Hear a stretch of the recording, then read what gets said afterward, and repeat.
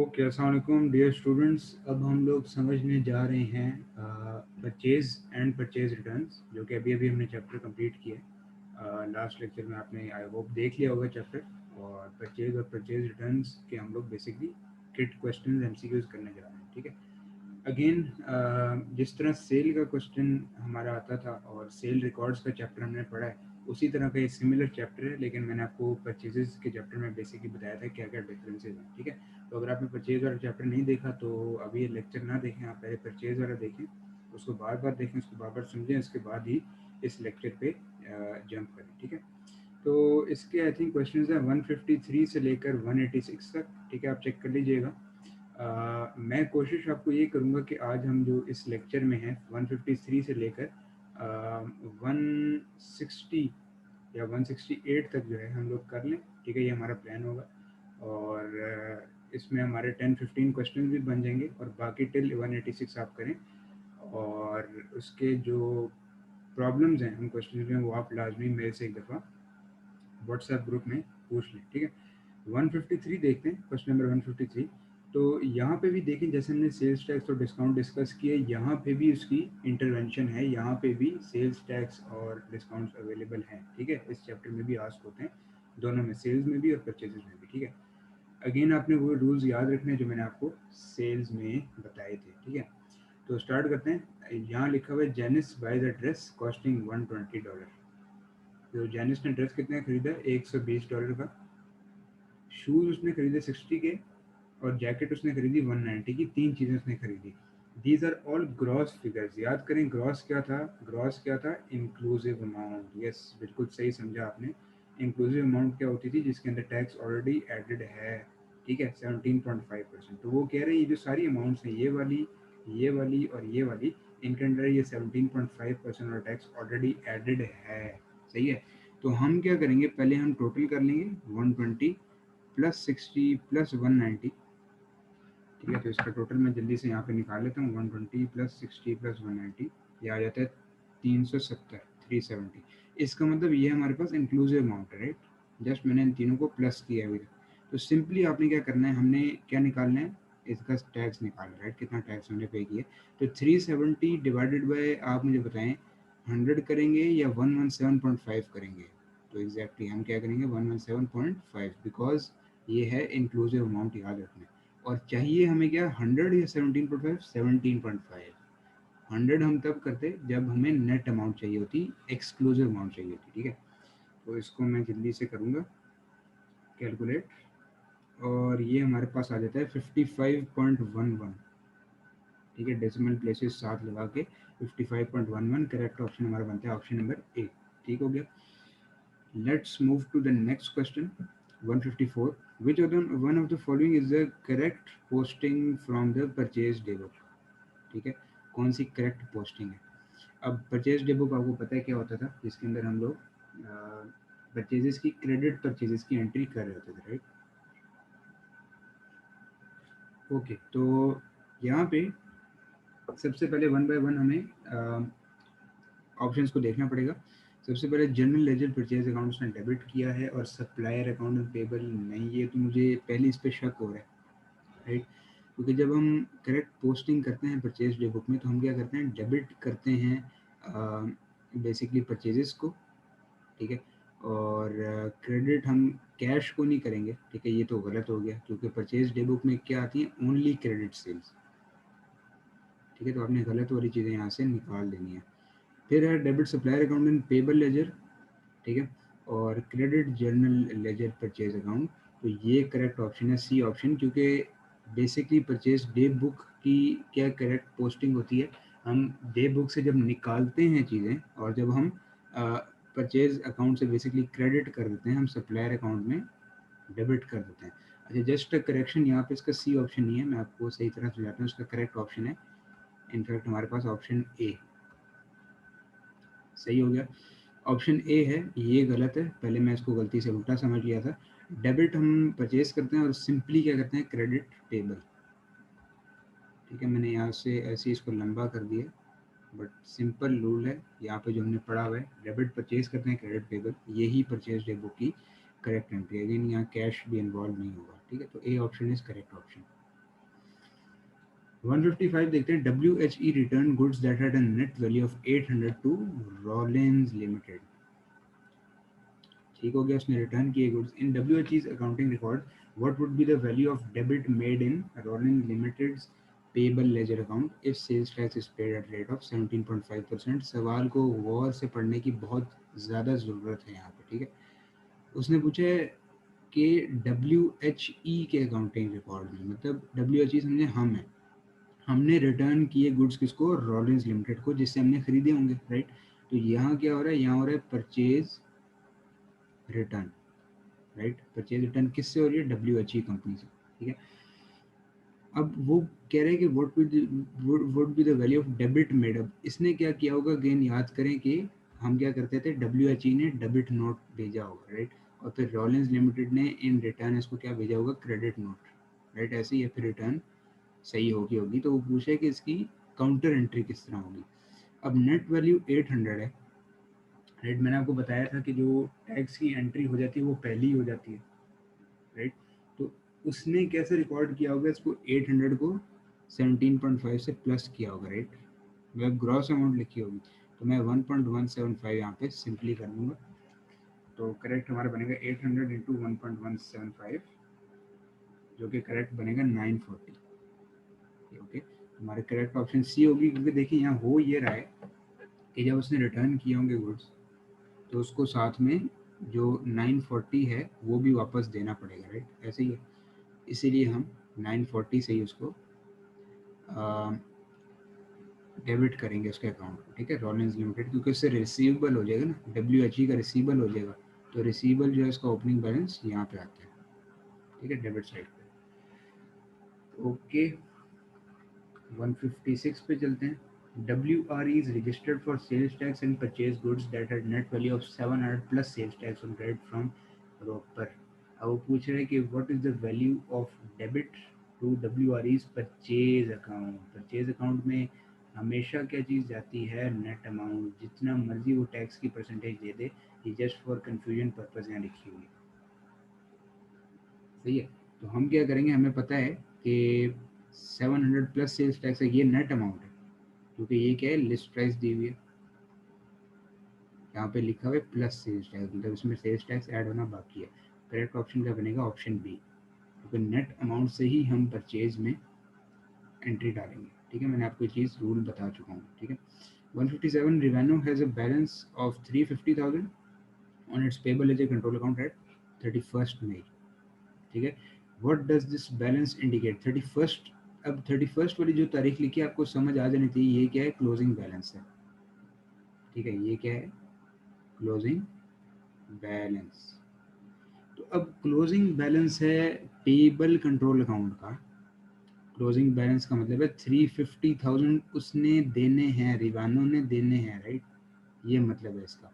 It has bot 350,000, नहीं, ये purchase का फिगर तो नहीं है। It is owed 350,000 by its customer, यहाँ पे अंग्रेजी समझनी बहुत ज़रूरी है। इट इज़ ओड मतलब इसको कस्टमर्स ओ करते हैं, हमने आपको पैसे देने, ऐसा नहीं है। ये पेबल लेजर कंट्रोल अकाउंट है, यहाँ रिसीवेबल की बात नहीं हो रही है, इसके कस्टमर्स नहीं, इसके सप्लायर्स की बात हो रही है। तो करेक्ट ऑप्शन हमारा क्या होगा, ऑप्शन सी, इट ओज 350,000, क्योंकि देखें जब टी अकाउंट में ओपनिंग यहाँ आते हैं ना, पेबल का अकाउंट है, क्लोजिंग यहाँ पे आया होगा, इस बैलेंस की बात करें 350 की, इसका मतलब है 350,000 अभी हमने पे करने हैं, राइट, सप्लायर्स को। तो ये अगेन आपको बात तब समझ आएगी जब आपने डबल एंट्री सही तरह रिवाइज की होगी, ठीक है। ऑप्शन सी हमारा करेक्ट ऑप्शन, कि रेवेन्यू ने अपने सप्लायर को 3.5 लाख पे करना है, ठीक है। 158 अ ट्रेडर। अब सबसे पहले ना आप ये बोर्ड वाली रिक्वायरमेंट पढ़ा करें, ठीक है। मैं आपको बिगेस्ट एग्जाम टिप दे रहा हूँ, क्योंकि होगा क्या कि अगर आप रिक्वायरमेंट पढ़ेंगे आपको समझ आ जाएगी कि तलाश क्या करना है क्वेश्चन में, ठीक है। What is the examiner requiring, what amount should be use to record this purchase when purchases account is debited and supplier account is credited, सही है। तो कहना ये चाह रहे हैं कि शुरू में जब ये एंट्री होगी और क्रेडिट पेबल होगा, तो यहाँ पे इस स्टेज पे क्या एंट्री होगी, ठीक है। Trader who is not registered, ये पहला कीवर्ड है यहाँ पे, not registered for sales tax, buys goods on credit. इसका मतलब अगर वो रजिस्टर्ड नहीं है, इसको 20%, सॉरी 17.5% का जो टैक्स है वो वापस नहीं मिल रहा होगा, पे ज़रूर कर रहा होगा बट उसको वापस रिक्लेम नहीं हो रहा होगा। याद है हमने सेल्स टैक्स के लेक्चर में पढ़ा था कि जो रजिस्टर्ड है वो ही सिर्फ क्या कर सकता है, रिक्लेम कर सकता है, याद है। तो उसी चीज़ को हम लोग यहाँ पे डिस्कस कर रहे हैं, ठीक है।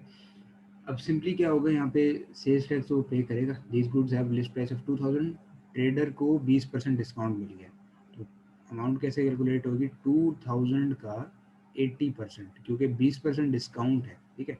तो अब उसको कितना पे करना पड़ेगा, कैलकुलेट कर लेते हैं।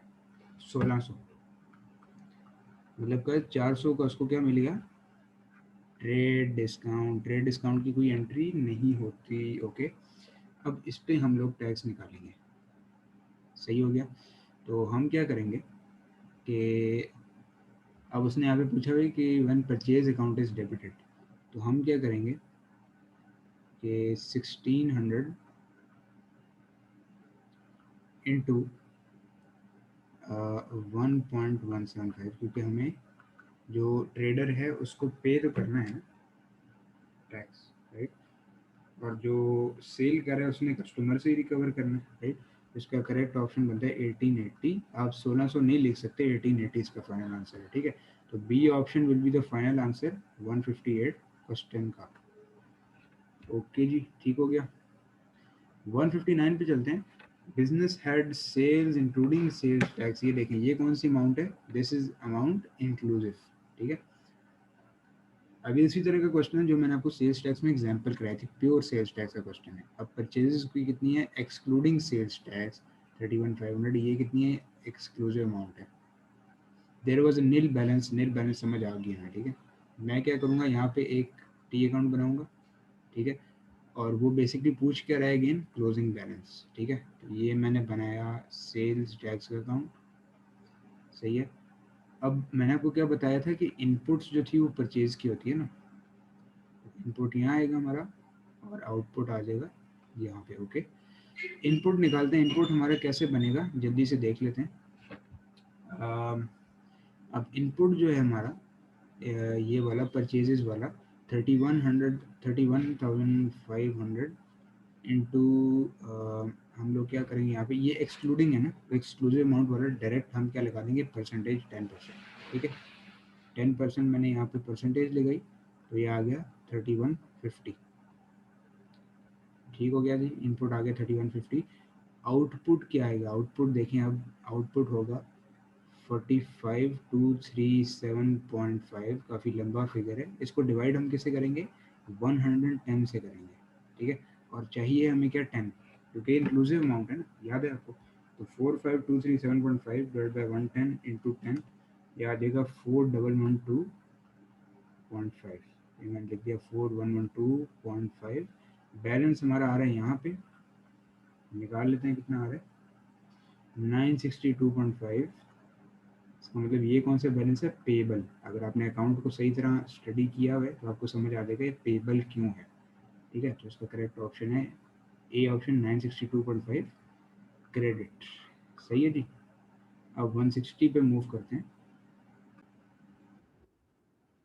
ओके, तो 160 नंबर क्वेश्चन देखते हैं हम।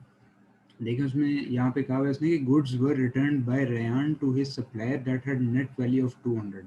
नेट वैल्यू 200 है, सेल्स टैक्स 15% है, ठीक है। ये कौन सी वैल्यू है, नेट वैल्यू, मतलब कि एक्सक्लूसिव अमाउंट, इसमें टैक्स ऐड नहीं है, अभी करना है हमने। अब उसने रिटर्न किए, अब रेयान ने क्या किया होगा, 200 तो नहीं पे किया होगा ना अपने सप्लायर को, कितने पे किए होंगे, 200 उसने इसका बिल बनाया होगा, प्लस उसने इसमें 15% टैक्स डाला होगा, राइट। तो मैं 1.15 करता हूँ, डायरेक्ट पूरी अमाउंट हमारे पास आ जाएगी। तो ये आ जाता है 230। इसका मतलब इसमें जो 30 वाली अमाउंट है ये क्या है हमारे पास, टैक्स है, ठीक है। और 200 तो इसकी प्राइस थी जो इसने परचेज की है, ठीक है।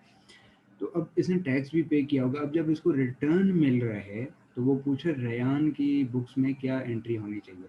तो सबसे पहले तो वो पेबल को कैंसिल ऑफ करेगा ना, पेबल को कितने से कैंसिल ऑफ करेगा, 230 से, क्योंकि मैंने आपको बताया था पेबल में हमेशा क्या आता है, ग्रॉस अमाउंट, राइट। तो ये बिल्कुल उसने ठीक किया हुआ है। अब रिटर्न आउटवर्ड्स क्या होती है, परचेज रिटर्न्स, ठीक है।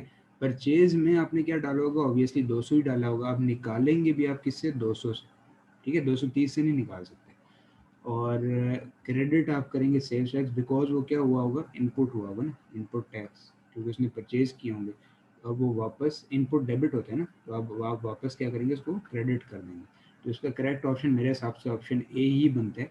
डेबिट पेबल, पेबल को ख़त्म किया 230 से, सेल्स टैक्स को वापस ख़त्म किया, और परचेज रिटर्न डाल दी क्रेडिट पे 200, बिकॉज परचेज रिटर्न क्रेडिट पे आती है, मैं आपको बता चुका हूँ, और परचेज कहाँ आती है, डेबिट पे। ठीक है, बाकी नहीं सही, रिटर्न आउटवर्ड्स डेबिट कभी नहीं होते, ये तो गलत है। डेबिट परचेज तो यहाँ कर ही नहीं रहा, वो रिटर्न कर रहा है। और ये सेल्स टैक्स 200 का नहीं, सेल्स टैक्स तो 30 का है। उसका मतलब ये तीनों ऑप्शन गलत हैं, ऑप्शन ए ही सही है सर। ठीक है, 161 देखते हैं। What is the effect of payment of cash to an account payable. वो कह रहे हैं कि अगर आप पेबल को कैश में पेमेंट करें तो क्या होगा। सही है। It will increase account receivable, नहीं, यहाँ रिसीवेबल की बात तो नहीं हो रही बिल्कुल। It will reduce cash balance and reduce current liabilities, yes, ये ही करेक्ट ऑप्शन है, क्योंकि एक साइड पे आपकी कैश जा रही है, कैश हो रही है माइनस, और जब आप पेबल को पे करेंगे, पेबल ख़त्म हो जाएगा, लाइबिलिटी कम हो जाएगी। अब अगर आपको 1000 देना था, आपने 200 कैश पे कर दिया है, एक साइड से आपका कैश जा रहा है, राइट, माइनस हो रहा है, और एक साइड से आपकी लाइबिलिटी अब कितनी रहेगी है, आपकी लाइबिलिटी 800 रहेगी। ठीक है, पहले 1000 थी, तो दोनों चीज़ें कम हो रही हैं, कैश भी डिक्रीज हो रही है, लाइबिलिटी भी डिक्रीज हो रही है। करेक्ट ऑप्शन इसका क्या बनेगा, ऑप्शन बी। सी नहीं हो सकता, क्योंकि अकाउंट पेबल को तो रिड्यूस करेगा, बट इंक्रीज परचेज नहीं, परचेज तो नहीं हो रही यहाँ पे। It will increase accounts payable and reduce cash balance, ये भी नहीं हो सकता। इंक्रीज नहीं हो रहा पेबल, पेबल कम हो रहा है, क्योंकि आप कैश पेमेंट कर रहे हैं उसको। ठीक है, 162, what are accounting entries are required to record goods returned outwards. सही है जी, गुड्स रिटर्न आउटवर्ड्स मतलब के परचेज रिटर्न। ठीक है, रिटर्न आउटवर्ड्स का ये मतलब है आउटवर्ड्स, बाहर गई, आपने अंदर परचेजेस लाए थे, अब आप बाहर भेज रहे हैं। और रिटर्न इनवर्ड्स का क्या मतलब है, रिटर्न इनवर्ड्स का मतलब है कि आप सेल रिटर्न हो रही है आपको। ठीक है, अब इसकी वो एंट्री बेसिकली पूछ रहे, तो credit purchase account and debit customer account. नहीं, परचेज अकाउंट यहाँ नहीं आता, इसका एक अलग अकाउंट होता है, जो कि होता है रिटर्न आउटवर्ड्स अकाउंट। ठीक है, credit return outwards account, debit customers account, yes. नहीं सॉरी, ये नहीं होगा, बिकॉज ये कस्टमर यहाँ पे नहीं है, हमारा सप्लायर है, यहाँ तो कस्टमर इन्वॉल्व ही नहीं है, कस्टमर तो हम है।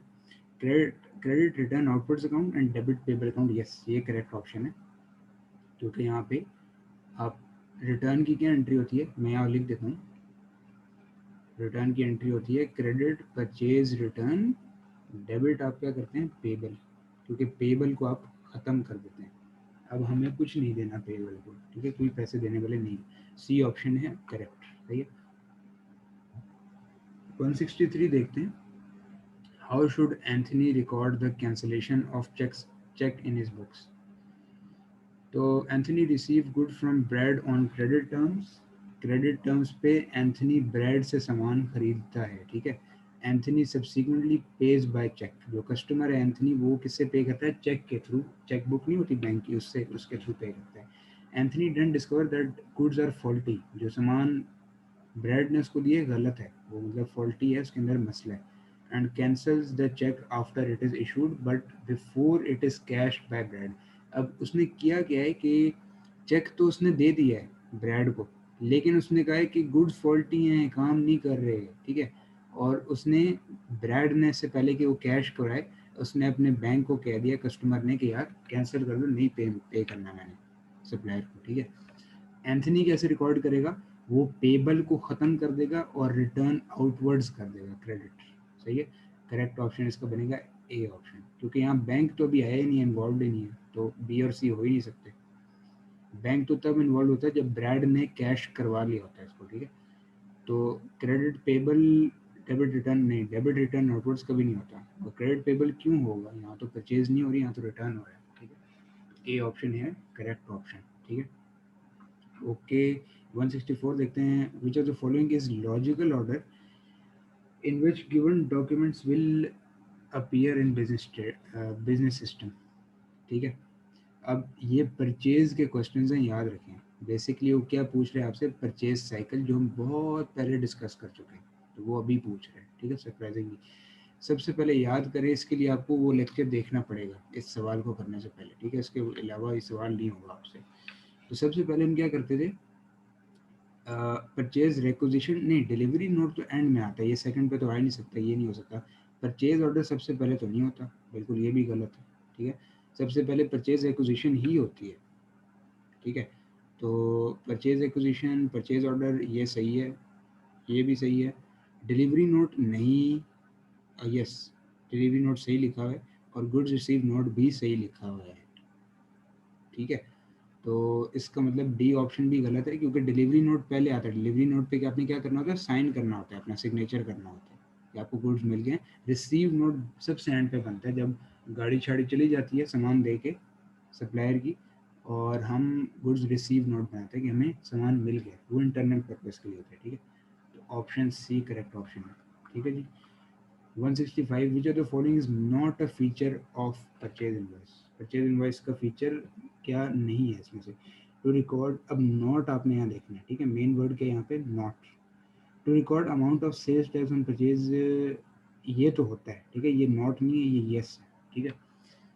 To post the tax to purchase return day book, ये भी है, बट और देख लेते हैं, पहले सारी पढ़ लेते हैं। To state the date the payment is due, बिल्कुल इनवॉइस ये भी करती है, ठीक है, तो नॉट तो हो ही नहीं सकता है। To record amount and type of goods that were purchase, ये भी करती है। इसका मतलब करेक्ट ऑप्शन हमारा क्या बना, ऑप्शन बी, क्योंकि ये चीज़ नहीं करती। बेसिकली परचेज इनवॉइस पे जो सेल्स टैक्स है, वो return, purchase return day book में क्यों जाएगा वो। मैंने आपको बताया था सेल्स टैक्स कहाँ पे आता है, हमारी जो हमारी कैश बुक होती है उसके अंदर आता है ना, डायरेक्टली। तो ये तो रिटर्न्स की हम बात करें, बिल्कुल गलत कर रहे हैं। करेक्ट ऑप्शन बनेगा हमारा ऑप्शन बी, ठीक है।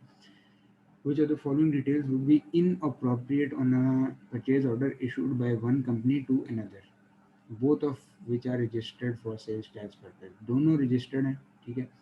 Which of the following details would be inappropriate on a purchase order, तो वो कौन सी डिटेल है जो अननेसेसरी हैं, गैर ज़रूरी डिटेल परचेज ऑर्डर के ऊपर, ठीक है।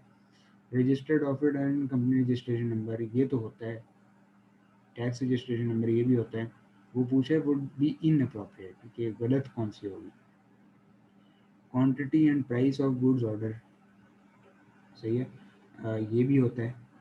And sales tax on goods order, ये भी होता है। तो इनमें से ये भी हमारा होता है, ये भी हमारा होता है, और ये भी हमारा होता है। क्या चीज़ नहीं होती, ये है, ठीक है, इन अप्रोप्रिएट हमारा होगा ये, क्योंकि इनवॉइस पे इतनी हसास डिटेल्स नहीं आती कि जी आपका ऑफिस कहाँ है, आपका कंपनी का रजिस्ट्रेशन नंबर क्या है, इतनी हसास डिटेल्स नहीं आती। ये इंटरनल चीज़ें होती हैं, ठीक है, बिजनेस की, जो कि आउट नहीं की जाती, ठीक है। 168 तक ही हमने क्वेश्चंस करने, ये चलिए 169 तक मैं आपको करा देता हूँ। 167 देखते हैं, what is double entry required to record a purchase on credit. इससे आसान सवाल आज तक दुनिया में नहीं बना, बहुत आसान सवाल है। तो सिंपल वो पूछे परचेज की क्या एंट्री होती है, डेबिट परचेज क्रेडिट रिसीवेबल, नहीं ये तो नहीं होती। डेबिट इन्वेंट्री, इन्वेंट्री का मैंने आपको बता दिया था कि कोई अकाउंट नहीं बनता, सही है। तो करेक्ट ऑप्शन क्या बनेगा, ऑप्शन डी, सिंपल, जो मैं रोज लेक्चर्स में आपको बताता हूँ। डेबिट परचेज क्रेडिट पेबल, ये सिंपल क्रेडिट परचेज की एंट्री है, ठीक है। 168, invoice states that settlement terms are net 30 days, मतलब कि आपका जो बिजनेस है वो सेटलमेंट टर्म, मतलब कैश हम 30 दिन के अंदर लेंगे, ठीक है, आपने क्रेडिट टर्म सेट कर दिया, ठीक है। इसका क्या मतलब पूछा है, what does it indicate, that invoice amount, that the invoice amount net of sales tax is payable 30 days, net तो नहीं होगी ना, टैक्स भी पे करना होगा साथ, ठीक है। Invoice amount net of sales tax is payable 30 days from invoice date, ये स्टेटमेंट सही है, लेकिन क्योंकि ये स्टेटमेंट यहाँ है इसलिए ये गलत हो जाएगी। नेट नहीं करना होता, साथ हमें करना होता है, ग्रॉस ऑफ सेल्स टैक्स, ठीक है। तो that invoice amount gross of sales tax is payable 30 days from receipt, ठीक है, रिसीट ऑफ गुड्स से आपको 30 डेज में करनी होती है, इनवॉइस के बाद नहीं करनी होती है, ठीक है। इनवॉइस के बाद हमेशा गलत होगी, ऑलवेज जब आपको गुड्स रिसीव हो जाए तब से 30 दिन काउंट होना शुरू होते हैं, इनवॉइस के बाद नहीं होते। सही है, इनवॉइस मैंने आपको क्या बताया था, जस्ट एक रिमेम्बरेंस होती है कि हाँ यार आपने पेमेंट करनी है, काइंडली कर दें, काफ़ी दिन हो गए हैं। सही है, 169 देखते हैं जो कि आखिरी क्वेश्चन है आज का। Closing balance on payable account. अब ये क्वेश्चन है जो कि मैं आपको यहाँ वर्ड पैड पे कराता हूँ, मतलब कि वाइट बोर्ड पे मैं आपको कराता हूँ। ठीक है, तो ये पेबल अकाउंट है, किससे गलत बन गया। ठीक है जी, पेबल्स अकाउंट। अब क्लोजिंग बैलेंस उसने कितना बताया हुआ है, 3528। क्लोजिंग आपको पता है, ओपनिंग कहाँ आता है, यहाँ पे। क्लोजिंग आता है यहाँ पे, कितना था, 3528। सही है। During period cash paid to supplier was 11583। Cash paid क्या करता है, इसको कम कर देता है। ये मैंने आपको बताया था कैटेगरी 2 थी ना, अगेन डबल एंट्री यहाँ टेस्ट हो रही है। ठीक है, कैश पेड इसको रिड्यूस करती है, क्योंकि जब पे हो जाता है कैश तो पेबल खत्म हो जाता है। 11583। ठीक है जी। ओपनिंग बैलेंस इसने बताया हुआ हमें कितना है, 2660। ठीक है जी, 2660। सिंपल आपने क्या करना है, सवाल में उसने पूछा है क्रेडिट परचेज कितनी है। क्रेडिट परचेज आती है हमारी यहाँ पे, क्रेडिट साइड पे। ठीक है, तो इसका मैं टोटल पहले करता हूँ, 11583 प्लस 3528 माइनस 2660, 12451 करेक्ट ऑप्शन हमारा। तो आपका बैलेंसिंग फिगर बेसिकली ये था। ठीक है, करेक्ट ऑप्शन हमारा आ गया 12,451। यस, यही हमारी ऑप्शन है। ठीक है, अभी तक हमने 169 तक क्वेश्चंस कर लिए। आई थिंक 153 से लेकर 169 तक हमने कर लिए हैं, अराउंड 19-20 क्वेश्चंस हो गए हैं। सही है, तो अभी जो है आप लोग एक दफ़ा अगले वाले खुद ट्राई करें और इनको भी खुद करें। ठीक है, किट को आपने बिल्कुल एज अ मजाक नहीं लेना, और किट को आपने सीरियसली करना है। एग्ज़ाम किट जो भी हम सवाल कर रहे हैं, क्योंकि ये आप सही करेंगे फिर आपके 100 मार्क्स भी आ सकते हैं एग्जाम में, 100%, नो डाउट, कोई मसला नहीं है। ठीक है, तो 80 तो आपके क्रॉस हो ही सकते हैं इंशाल्लाह, 70 80 90 ईजीली हो जाते हैं क्रॉस, प्रोवाइडेड कि आपको एग्ज़ाम टेक्निक आए। और एग्ज़ाम टेक्निक बताने के लिए मैं हाजिर हूँ। ठीक है, मैं आपको एग्ज़ाम टेक्निक ही बता रहा हूँ। सही है, कि अपने एग्ज़ाम में किस तरह क्या देखना है और क्या करना है। ठीक है, तो अभी के लिए हमारा टारगेट आई थिंक काफ़ी है, और बाकी आप क्वेश्चंस करें। आई थिंक 183 तक हैं या 182 तक हैं, ये आप करें। और जो इस पर प्रॉब्लम आती है वो फिर मुझसे व्हाट्सएप ग्रुप पे पूछ लें। ठीक है जी।